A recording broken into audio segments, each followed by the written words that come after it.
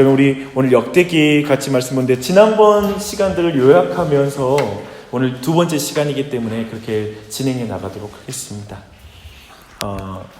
우리가 그 나니아의 연대기 할 때 크로니클스라는 그 영어를 쓰거든요. 그래서 크로니클스 오브 나니아라는 영어인데 그 연대기라고 말할 수 있어요. 이 역대기라는 그 표현을 연대기라고 말할 수 있습니다. 근데요, 이 이야기 보면 그 타이틀 아래 보면 결국 이 역대기서는 결국 구약 전체의 내용에 결론을 지어준 이야기예요. 그런 의미로 보면 돼요. 네, 우리가 지난번에 본 것처럼 우리가 가지고 있는 성경책은 사무엘서와 그리고 열왕기서 다음에 역대기서가 위치하잖아요. 근데 사실은 그 내용 자체를 보면 반복되는 이야기거든요. 즉 사무엘서와 열왕기서를 반복하는 내용을 다루기 때문에 역대기에서 현저하게 우리의 집중력이 떨어지게 됩니다. 아마 그걸 경험하게 될 거예요.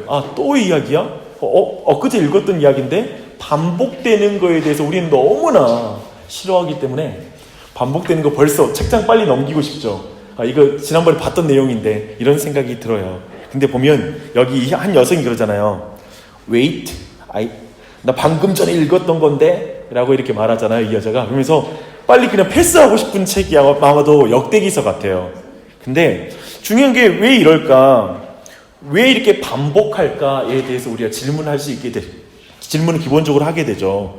그래서 이게 단순하게 기계적인 반복인가? 그러니까 그 사무엘서와 그리고 열왕기서의 기계적인 그냥 똑같은 걸 컨트롤 C하고 컨트롤 V한 그런 내용으로 이렇게 똑같이 옮겨놓은 내용인가라고 했을 때 성경은 단순 반복하지 않아요. 반드시 성경은 단순히 그냥 그대로 옮겨나가기보단 어떤 것을 전달하기 위해서 약간의 변화를 주면서 반복하는 경향이 있습니다. 그 사실을 먼저 좀 기억할 필요가 있는데요. 우선 먼저 이 반복이 우리는 너무 싫은 사람들에게 먼저 제가 반복을 이해하기 위한 그리고 이것을 우리가 반복을 이해할 수 있는 일에 도움이 되는 두 가지 사실을 말해줄게요. 먼저는 뭐냐면 히브리 성경의 순서예요. 보시면 히브리 성경의 순서 앞에 보시면 볼까요? 룻 그리고 에레미야 애가 그 다음에 에클레시아스 이게 뭐더라? 기억이 안 나네. 아무튼 성경에 에스더서, 다니엘서 이렇게 쭉 진행되잖아요. 니헤미야 그리고 히브리 성경 순서로는 바로 역대기가 히브리 성경의 마지막 성경이에요. 이게 굉장히 중요해요. 지난번 주에 우리가 살펴봤죠? 근데 이게 마지막 성경이라는 게 매우 중요해요. 그러니까 우리 성경으로는 지금 사무엘서 다음에 열왕기서 다음에 바로 역대기서니까 내용 딱 듣고 나서 바로 반복이 이루어지잖아요. 바로 반복이 이루어지니까 좀 여러분 좀 짜증이 나요. 그쵸? 갑자기 마음에 이게 또 반복이야 라는 생각이 드는데 만약에 여러분이 룻기 읽고 나서 니헤미야까지 다 읽고 나서 다시 읽는다고 생각해 보세요. 우리가 많이 잊어먹고 다시 보게 되는 것입니다. 그런 의미에서 약간은 또 새로울 수 있어요. 다시 반복되다가 중간에 좀 잊고 나서 보니까. 근데 그런 의미가 좀 있다라는 걸 좀 여러분에게 전달해 주고 싶었어요. 유대인 성경, 히브리 성경으로는 마지막에 위치한다라는 측면에서 그렇다는 것이죠. 그런 의미에서 본다면 마지막 책은 뭐예요? 항상 우리가 그 논문을 쓰면 결론 쪽에 들어가서 전체 내용 간략하게 요약해 주거든요. 그리고 나서 최종 결론 내주거든요. 그런 의미로 보시면 돼요. 그러니까 지금 그 역대기서가 구약 성경 전체를, 그러니까 히브리 성경 전체를 요약해주고 있다는 거예요. 그런 의미로 본다면 이 내용이 훨씬 더 잘 다가올 수 있죠. 그런 의미에서 역대기서 첫 번째 워드가 뭐예요? 아담으로 시작해요. 아담으로 시작해요. 그러니까 창세기 1장부터 시작하는 거예요. 창세기 처음부터 출발하는 거예요. 그리고 나서 마지막 문장이 뭐냐면 한번 봐볼까요? 우리 역대기 하 우리 찾아가면서 역대기 하 마지막 문장이 36장 13절이거든요. 그걸 보면 함께 읽겠습니다. 시작. 또한 느부갓네살 왕이 그를 그의 하나님을 가리켜 맹세하게 하였으나 그가 왕을 배반하고 목을 곧게 하며 마음을 완악하게 하여 이스라엘 하나님 여호와께로 돌아오지 아니하였고. 네, 이렇게 끝이. 죄송해요. 이거 아닌데 제가 잘못 봤어요. 왜 이러지? 23절이에요. 시작. 바사왕 고레스가 이같이 말하노니 하늘의 신 여호와께서 세상 만국을 내게 주셨고 나에게 명령하여 유다 예루살렘에 성전을 건축하라 하셨나니 너희 중에 그의 백성된 자는 다 올라갈지어다 너희 하나님 여호와께서 함께 하시기를 원하노라 하였더라. 그쵸. 바사왕 고레스에 의해서 첫 번째 포로들이 귀환되는 그때, 정말 그 지점까지. 그렇다면 뭐죠? 지금 구약 역사, 구약 성경 전체 내용인 거예요. 창세기부터 마지막 포로 귀환, 느헤미야까지 딱 내용까지 전체를 요약해 주는 걸로 끝이 나고 있어요. 그렇죠? 그 내용을 볼 수 있어요. 그런 의미에서 라틴어 성경으로 그 히브리어가 라틴어로 번역된 게 불가타 성경이라고 하는데요. 최초의 번역서예요. 근데 그 라틴어 번역서에서 역대기의 이름이 뭐냐면 거룩한 전체 역사에 대한 연대기예요. 거룩한 전체 역사에 대한 연대기. 정말 이해되시죠? 이렇게 본다면 이 역대기는 구약 전체를 요약하고 있는, 전체 역사를 요약해주고 있는 연대기다라고 여러분이 이해하시면 돼요. 이렇게 되면 좀 더 이 반복의 의미를 이해할 수 있겠죠. 그렇죠? 조금씩 편하게 다가올 거예요. 근데 두 번째 그림 아래로 봤을 때 두 번째 반복을 이해해주는, 도움을 주는 사실을 지난주에 우리가 살펴봤어요. 근데 그게 뭐냐면 이 연대기가 써진 그 저술 시기예요. 그게 대략 기원전 400년경이에요. 그러니까 500년, 기원전 500년 초반에 572년도 혹은 571년도에 남유다가 멸망하거든요.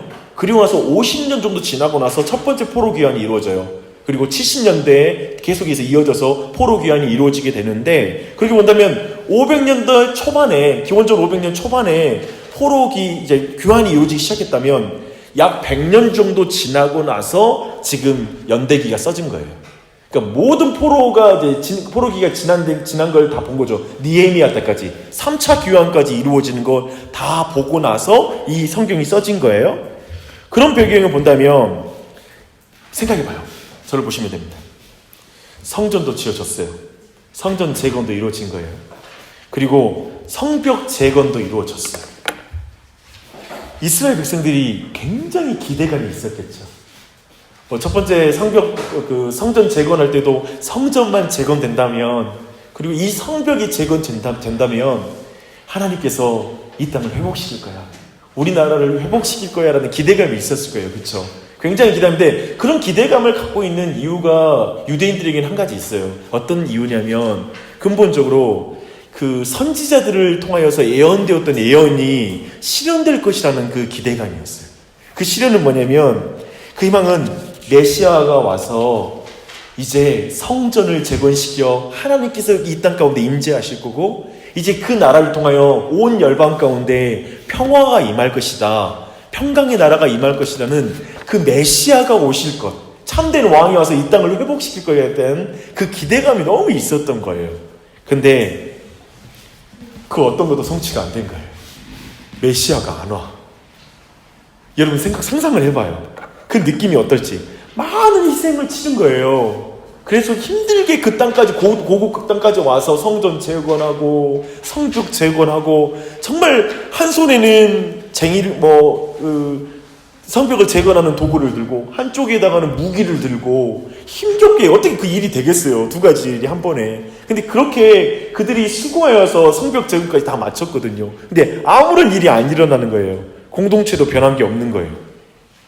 예를 들면 다 했는데 여전히 대적들은 여전히 자기들을 핍박하고 있고, 그리고 지켜줄 지도자는 없고, 변변치 않은 지도자들, 항상 도리어 자기 민족들의 고열을 짜고 서로 종으로 거래하고 있는 지도자들이 여전히 있고, 메시아는 전혀 나타나지 않는 거예요.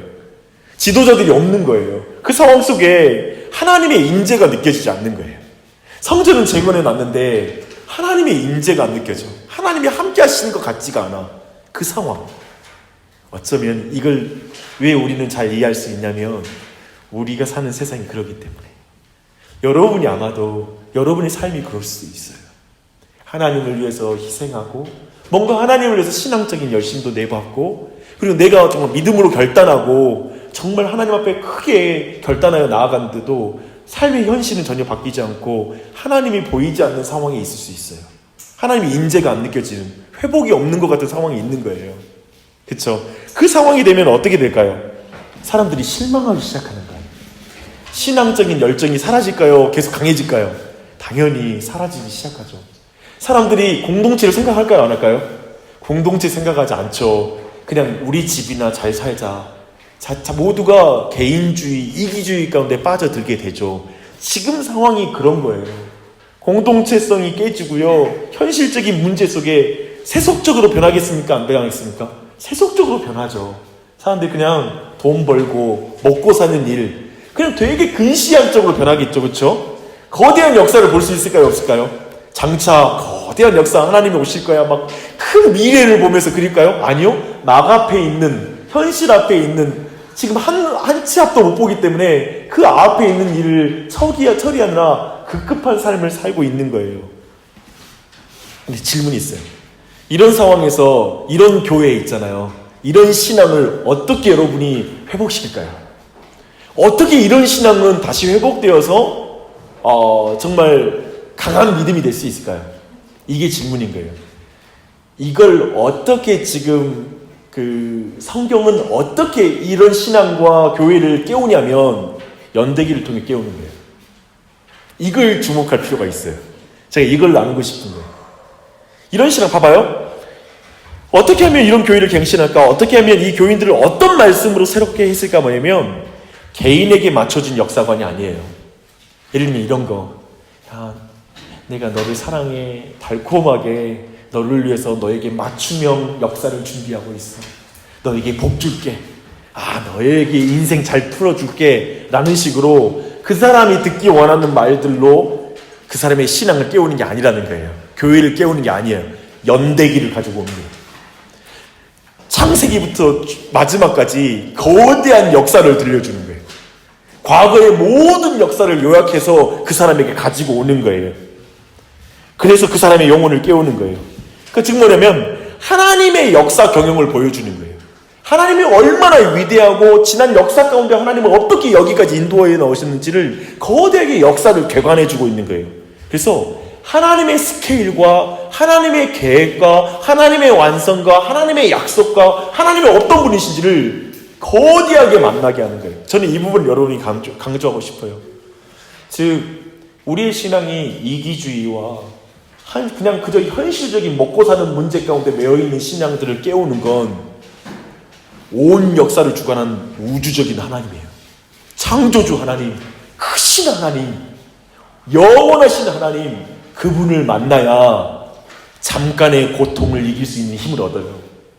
잠시 인생 상황에 살아가는 이 세속적인 신앙을 극복하게 해줘요. 오직 그 크신 하나님을 만날 때 우리가 내 모든 이기적인 걸 버리고 더욱더 다른 사람을 사랑하는 삶으로 나아갈 수 있어요. 사실 여러분이 이 연대기의 의미를 그렇게 받아들였으면 좋겠어요. 그래서 우리는 과거를 정확하게 볼 필요가 있어요. 그렇기 때문에 이 거대한 역사를 이제 보잖아요. 그래서 지금 거대한 역사를 들려주는 거예요. 과거에 성경 전체 역사를 요약해 주는 거예요. 근데 항상 그 거대한 역사를 다룰 때 어떤 관점으로 다루느냐가 중요해요. 우린 지난주에 그 내용을 다뤘어요. 특별히 1장부터 9장까지는 족보를 다루잖아요. 그리고 그 뒤로 스토리를 쭉 요약하잖아요. 생각해봐요. 스토리를 요약할 때에는 어떤 스토리를 요약하는 관점이 있어요.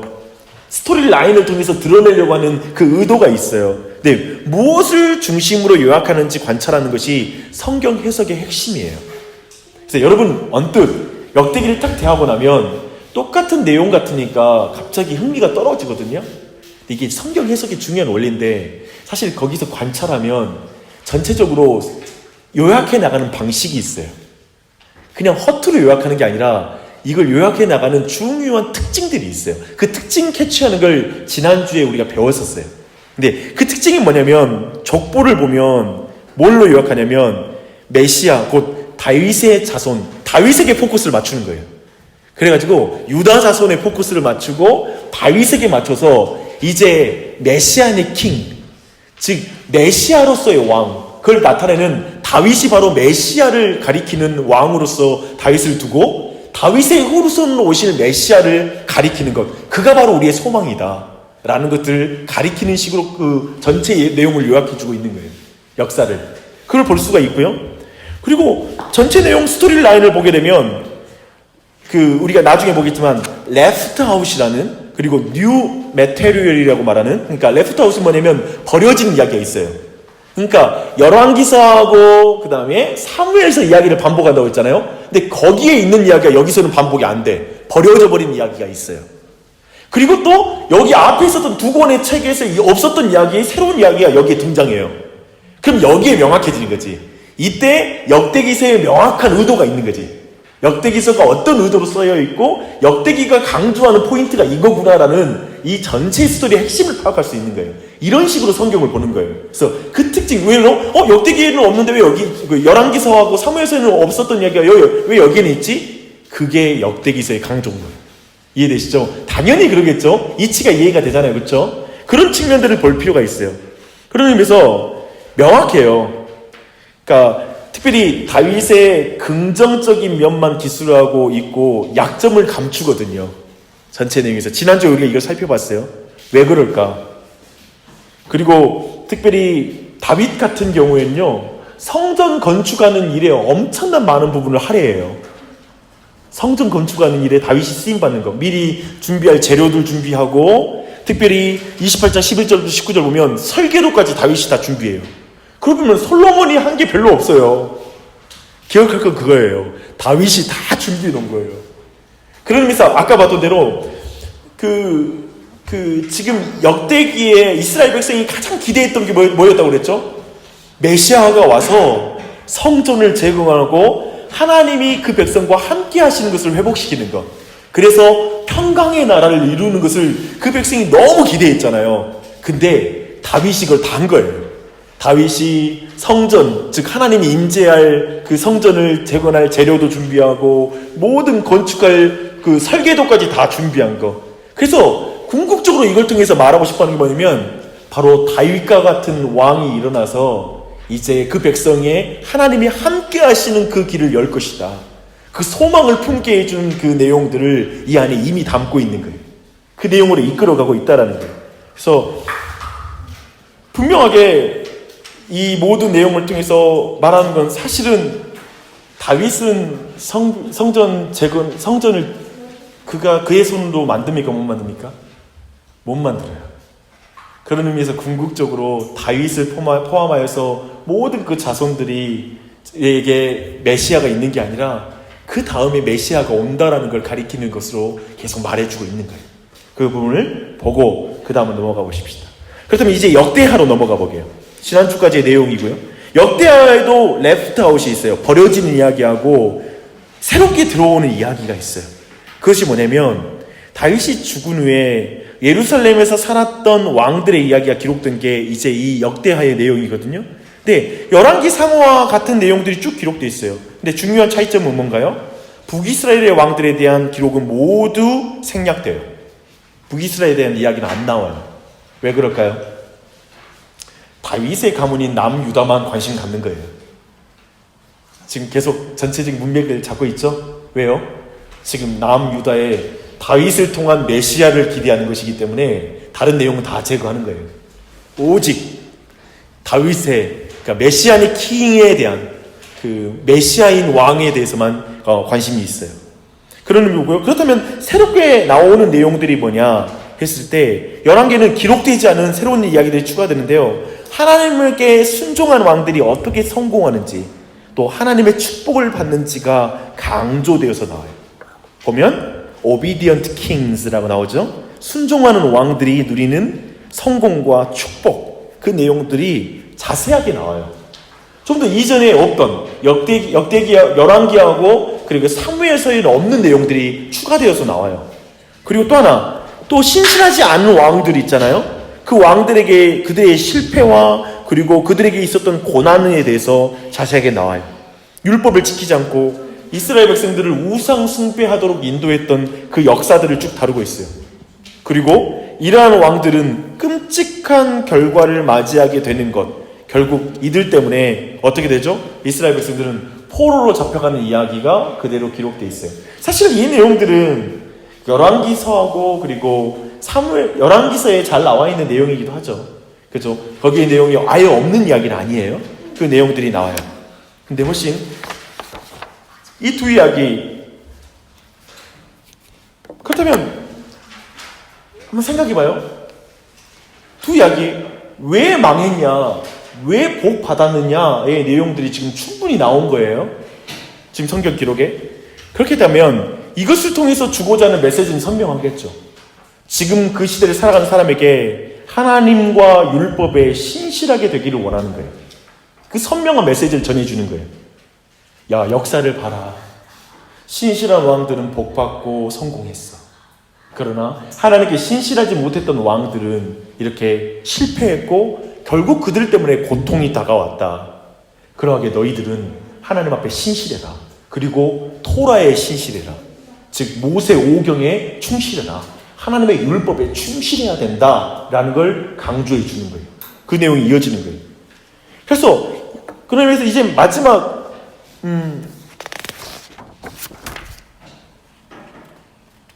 죄송해요. 그 부분들 나누는데 여기까지 우선 여기까지 내용들 보고, 근데 이 부분에서 좀 제가 몇 가지 인물들에 대해서 한번 살펴볼게요. 간략하게만 볼게요. 두 인물만 볼 거예요. 우리 26장 한번 가봐요.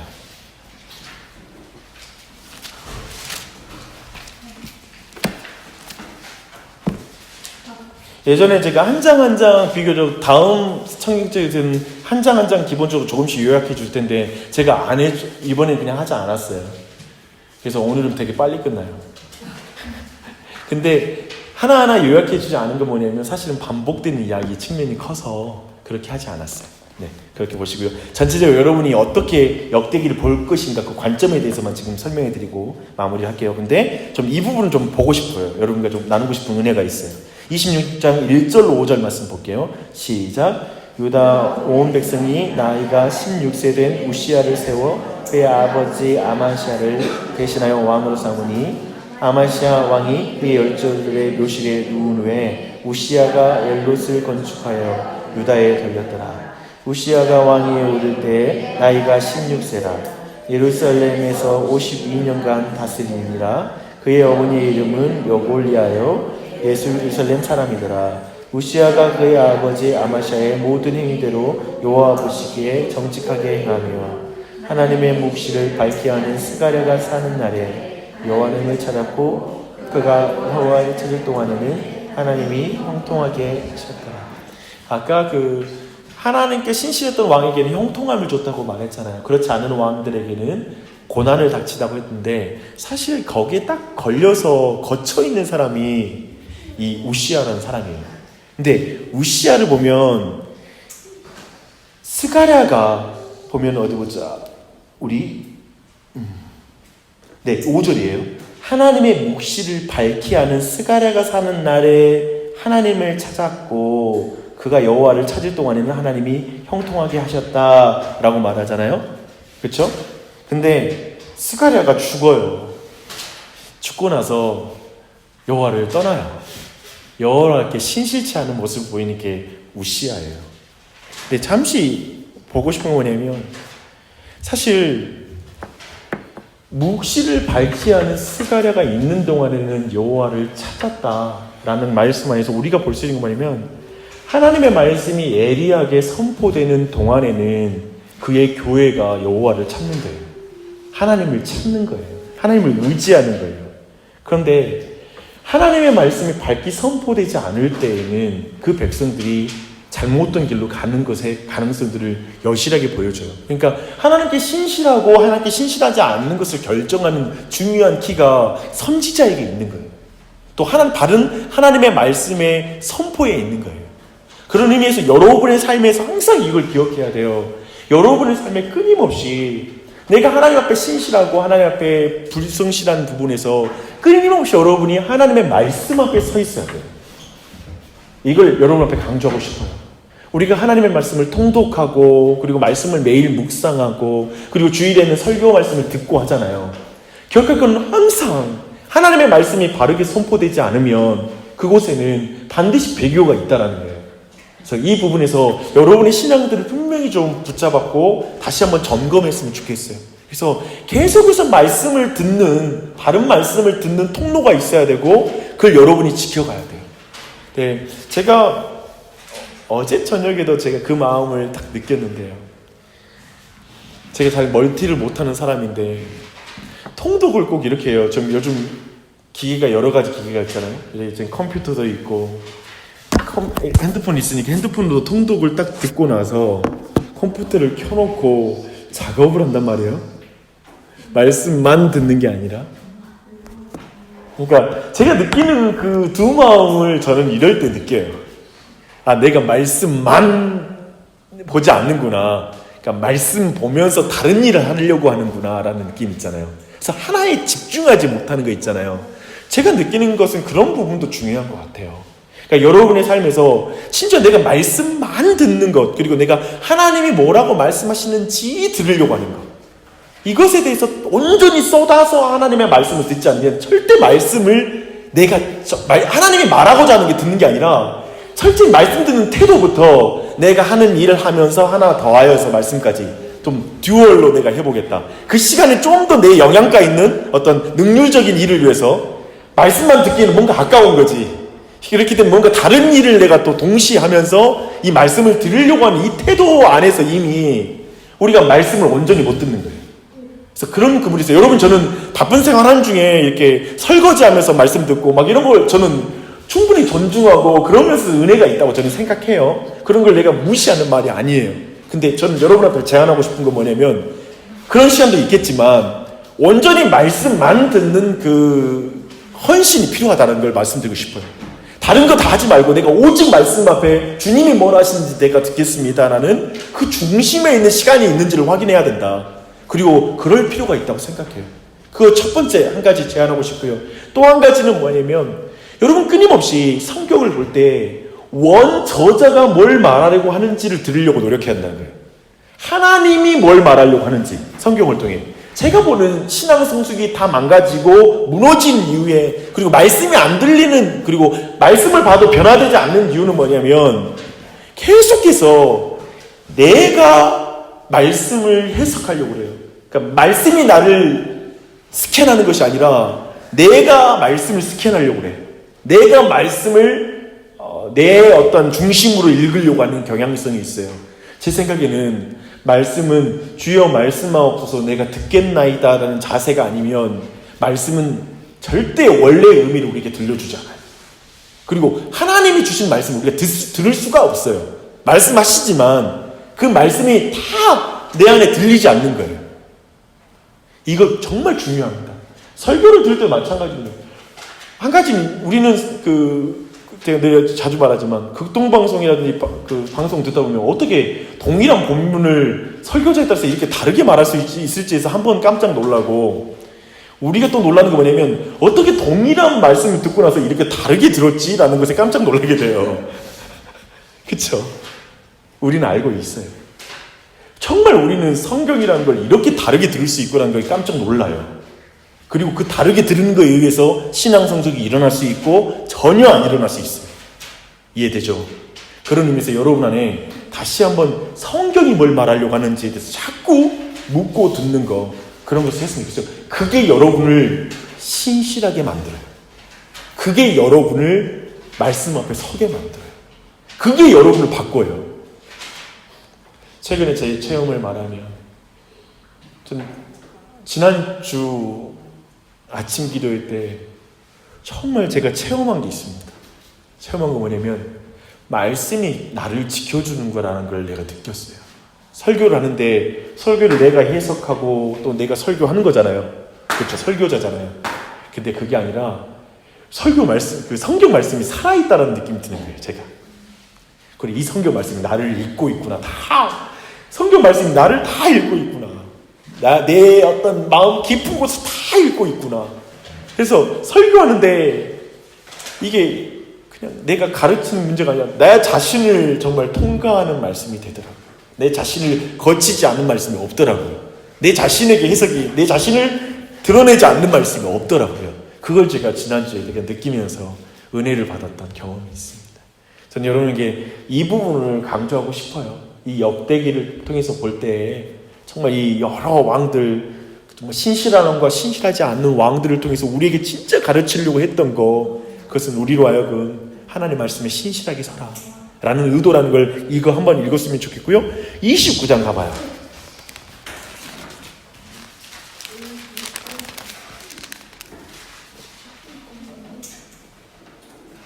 그래서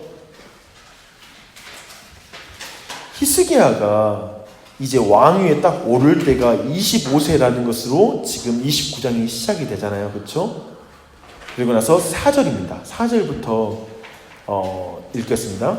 제사장들과 레위 사람들을 동쪽 광장에 모으고 그들에게 이르되 레위 사람들아 내 말을 들으라. 이제 너희는 성결하게 하고 또 너희 조상들의 하나님 여호와의 전을 성결하게 하여 그 더러운 것을 성소에서 없애라. 우리 조상들이 범죄하여 우리 하나님 여호와 보시기에 악을 행하여 하나님을 버리고 얼굴을 돌려 여호와의 성소를 등지고 또 낭실 문을 닫으며 등불을 끄고 성소에서 분향하지 아니하며 이스라엘 하나님께 번제를 드리지 아니하므로 여호와께서 유다와 예루살렘에 진노하시고 내버리시사 두려움과 놀람과 똑똑히 보는 바라. 이로 말미암아 우리 조상들이 칼에 엎드려지며 우리 자녀와 아내들이 서로 잡혔느니라. 아멘. 여기까지 볼게요. 히스기야가 등극하고 나서 맨 처음 한 일이 뭐냐면 예배의 회복이에요. 이걸 주목해야 돼요. 먼저 관료들과 군대 장관을 모으는 게 아니라 제사장들부터 먼저 모아요. 이것도 그러니까 지난번에 말했잖아요. 대통령이 처음 올라오고 나서 첫 번째 한 행동의 메시지의 의미를 지난번에 설교 때 나눴던 기억이 나요. 첫 번째로 히스기야가 왕위에 오르기 전부터 이미 마음에 품고 있었던 거죠. 이 나라에 근본적으로 이 나라가 이렇게 쇠망하고 있고 쇠락하고 이렇게 이 땅이 저주받은 이유는 뭐냐 했을 때 예배가 무너졌다. 그러니까 여호와의 전에 하나님이 임재하지 않으시는 문제가 심각하다라는 걸 생각한 거예요. 그래서 히스기야는 그 일을 먼저 할 때 다른 군대 장관 필요 없고 제일 먼저 제사장 와라. 우리 지금 다른 게 중요한 게 아니라 제사장들과 이 종교, 이 성전을 섬기는 자들을 너희들이 먼저 모여서 우리가 지금 이거에 회복하는 게 먼저야. 먼저 대소신료 부르는 게 아니라 제사장들 불러모으고 있어요. 어디에 관심이 있는지 알겠죠? 히스기야라는 이 선한 왕이 관심 가진 게 어디 있는지 우리가 알 수 있어요. 그리고 제일 먼저 예배의 회복을 꿈꾸는 거예요. 예배의 회복의 중요성이 우리에게 달려있고, 예배의 회복이라는 말은 뭐냐면 왕의 역할이 뭐라고 했죠 아까? 지금 역대기에서 핵심이 뭐죠? 메시아가 와서 성전을 재건하여 그 백성으로 여호와와 함께하는 나라를 만드는 거, 이거에 대한 기대감이잖아요. 히스기야가 이렇게 등장하는 건 뭐냐면 히스기야는 바로 그 왕이었어요. 그걸 가리키는. 그러니까 제일 먼저 하나님 우리와 함께 하시는 게 중요해. 우리 안에 예배가 회복돼야 돼. 예배를 통하여 하나님을 만나야 돼. 성전이 지금 더럽혀져 있어. 이걸 깨끗하게 청소하고 수리하고 지금 제사장들이 온전한 예배를 드려야 돼. 그래야지만 이 나라는 회복될 수 있고 하나님이 함께하는 나라가 돼라는 그 기대감을 가지고 있는 거예요. 그리고 나중에 또 우시야 왕도 그런 왕이거든요. 그런 부분을 우리에게 보여주고 있어요. 그래서 이 부분으로 전체 내용을 다루고 있다는 거. 그래서 계속 그런 내용들 안에서 이 역대기를 봐나간다면 그 의미를 좀 더 이해할 수 있어요. 근데 제가 오늘 특별히 이 두 가지 예를 먼저 들고 여러분께 은혜를 나눴잖아요. 다시 한번 여러분 안에 말씀을 듣는 거, 그리고 또 한 가지 예배의 회복, 이 부분을 여러분이 생각했으면 좋겠습니다. 목회를 하면서 정말 두려운 게 있어요. 저는 예배하지 못하고 교회 봉사하는 것이 너무 두려워요. 그 말씀을 집중하지 못하고 어떤 다른 활동에 집중되는 교회가 되는 게 제일 두려운 것 같아요. 그러지 않았으면 좋겠어요. 저도 그렇고 우리 모두가 이 부분을 놓고 우리가 기도해야 될 것 같고요. 이 부분에 있어서 우리 교회가 계속 하나님 옆에 이 부분을 놓고 정말 간절히 간구하고 있어야 될 것 같아요. 계속 우리가 깨어있지 않으면 정말 이 부분이 정말 무너지게 된다면 정말 교회로서 온전함을 상실한다는 생각이 들어요. 다른 어떤 게 세워진 게 중요하지 않잖아요. 교회가 어떠한 조건을 갖추는 거, 환경을 갖추는 게 우리가 중요한 게 아니잖아요. 그 무엇보다도 주님이 함께 하신 예수 그리스도가 왕으로 임하시고 그분으로 말미암아 하나님과 화평을 누리는 교회가 되는 것, 그 안에서 그 온전한 하나님 나라를 이루는 게 우리의 목적이니까 이 두 가지 이 분명한 그 역대기의 가르침을 놓치지 않았으면 좋겠습니다. 네, 이제 이 모든 걸 보면서 역대기의 결말, 마지막 그림을 보실게요. 마지막 그림은 굉장히 결말이 독특하다고 말하고 있어요. 책의 제일 마지막 부분이 뭐냐면 페르시아 왕 고레스가 이스라엘 백성에게 이제 포로 생활에서 벗어나서 이제 돌아가 도시와 성전을 재건할 걸 명령해요. 역대하 36장 23절. 그 말씀 함께 읽어볼까요? 우리 22절 23절 같이 봐볼게요.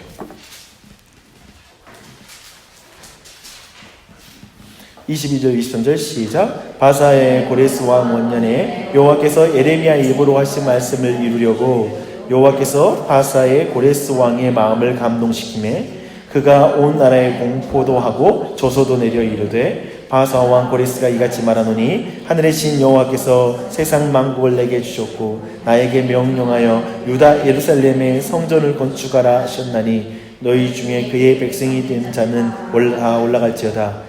너희 하나님 여호와께서 함께 하시기를 원하노라 하였더라. 네, 아멘. 사실 지금 이 마지막 문장이 좀 불완전한 문장인 걸 느끼세요? 여기까지 나온다면 뒤에 느헤미야 부분 안 나왔잖아요, 그렇죠? 여기에 대해서 순종한 내용 나와야 되잖아요. 그 백성이 올라가서 성전도 재건하고 그리고 그 다음에 성벽 재건한 이야기 이어져야 될 거 아니에요. 뒤에 전혀 내용이 안 나오잖아요. 그러니까 이스라엘 백성이 순종한 이야기가 안 나오잖아요. 언급이 안 되잖아요. 그렇죠?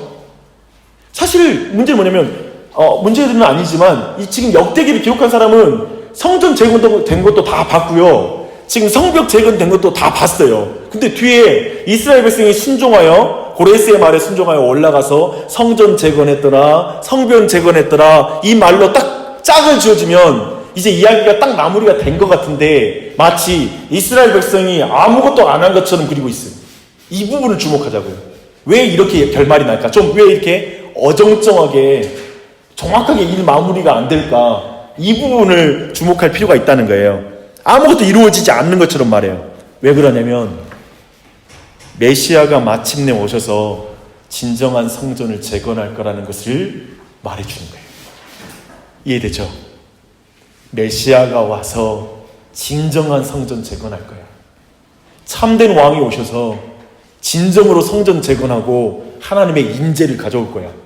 그 인재는 이제 성령님을 통하여 진정한 성전을 우리의 마음 안에 내주하시는 것. 그 궁극적인 에스겔의 약속 그리고 예레미야를 통해서 주신 궁극적인 이 메시아를 통하여 우리의 마음이 우리의 몸이 성령이 거하는 성전이 되어지고 여호와가 임재함으로 진정한 샬롬이 우리에게 임하는 것, 평강이 임하여 하나님의 통치가 임하는 하나님의 나라가 되는 것, 그 진정한 통치를 바라보는 거죠. 그 일을 바라보는 거예요. 그래서 이렇게 유대 성경의 마지막 책인 역대기는 이렇게 미래를 바라보면서 맞춰요. 미래의 소망을 말하는 거예요. 그러니까 지금 그 하나님의 백성들을 생각해보면 지금 아까 말한 대로 처음으로 돌아가면 성전도 재건했고 뭔가 그 다음에 성벽도 재건했는데 아무 일도 안 이루어진 것 같잖아요. 그 마지막 그 기분이 결론인 거예요. 뒤에 아무것도 우리 순종했는데 순종하지 않는 것 같아. 아무것도 일이 이루어진 것 같지 않아. 근데 결론이 고레스가 말하는 명령만 있고 아래에 아무런 내용이 없잖아요. 그 느낌 이해되시죠?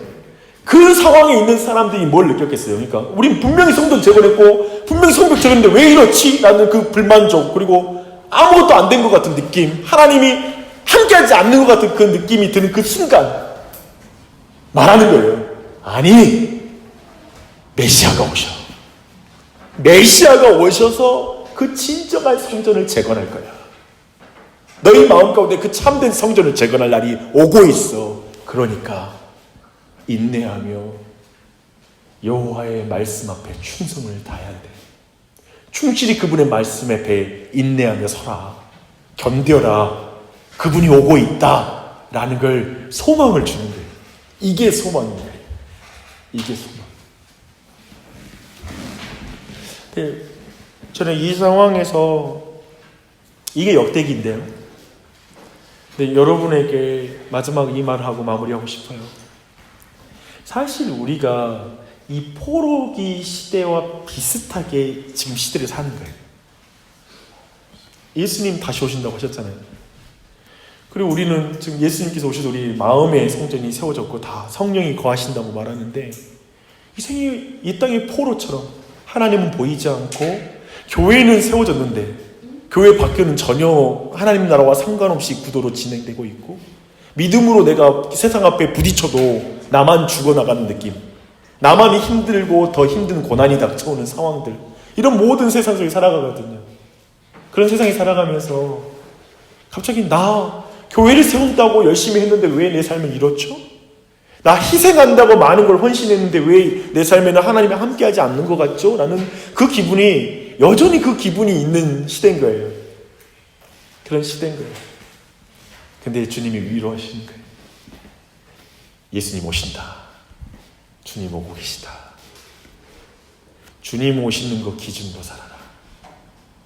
과거도 우리가 보지만 미래의 소망을 주시면서 내가 지금의 신앙생활, 지금의 우리의 시기를 불완전하고 모든 게 완전하게 주어지지 않고 모든 게 완벽하게 해결되지 않고 구멍이 뻥뻥 뚫린 것 같고 순종해도 완벽한 만족이 오지도 않고 보상이 완전하게 이루어지지 않고 뭔가 불완전한 우리 가정, 그렇지만 그 상황 속에서 하나님께 신실하게 그 길을 걸어가라고 우리에게 격려해 주시는 것입니다.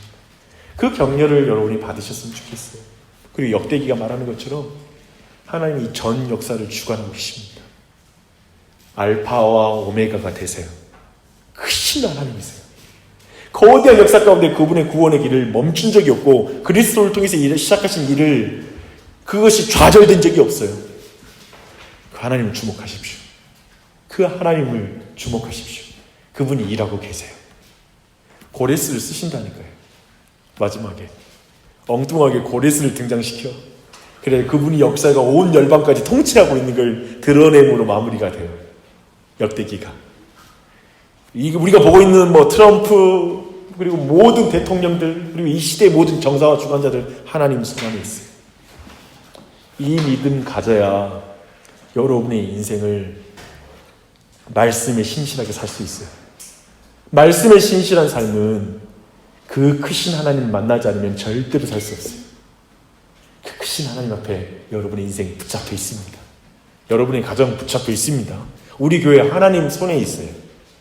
이렇게 딱 믿으면 하나님께서 우리를 붙잡고 계시지, 하나님이 우리 가정 주인이지, 그 크신 하나님이 내 모든 삶을 붙잡지 라고 믿으면 갑자기 마음이 싹 놓여요. 근심이 사라져요. 염려가 사라져요. 그리고 갑자기 용기가 생겨요. 해보자. 내 능력으로는 안 되지만 주님이 주관하고 계시다 라는 믿음 가질 때 부딪힐 마음이 생겨요. 그 은혜가 여러분에게 넘쳤으면 좋겠습니다. 그 은혜가 여러분 모두에게 가득하길 바랍니다.